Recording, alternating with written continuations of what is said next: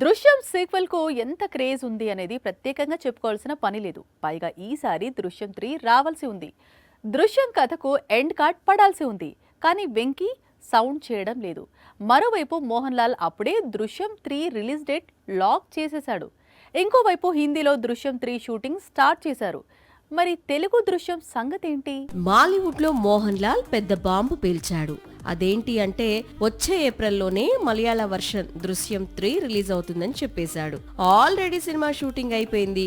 దీంతో రిలీజ్ కి ఎందుకు ఆగడం అనుకుని వేసవిలో విడుదల ముహూర్తం పెట్టేశారు. నిజానికి దృశ్యం 3 చిత్రం 3వ వర్షన్ అంటే తెలుగు, మలయాళం, హిందీ ఒకే రోజు రిలీజ్ చేయాలని అక్టోబర్లో అలా రిలీజ్ షెడ్యూల్ ప్లాన్ చేశారు.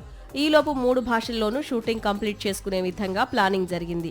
ఇంతలో ఏమైందో కానీ మలయాళ వర్షన్ దృశ్యం 3 ముందు రిలీజ్ అయిపోతోంది. వన్స్ మలయాళ వర్షన్ రిలీజ్ అయితే కంక్లూజన్ ను ఆడియన్స్ చూసేస్తే ఇక తెలుగు, హిందీ వర్షన్ రీమేక్స్ కు క్రేజ్ ఎలా ఉంటుంది అనేది ఒక డౌట్.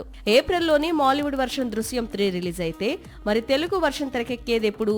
అసలు విక్టరీకి దృశ్యం 3లో నటించే ఆసక్తి ఉందా లేదా అన్నది ఇప్పుడు హాట్ టాపిక్ గా మారింది. వెంకీ ప్రస్తుతం త్రివిక్రమ్ చిత్రంలో నటిస్తున్నాడు. దసరా పండక్కి మూవీని రిలీజ్ చేసేందుకు ప్రయత్నాలు జరుగుతున్నాయి.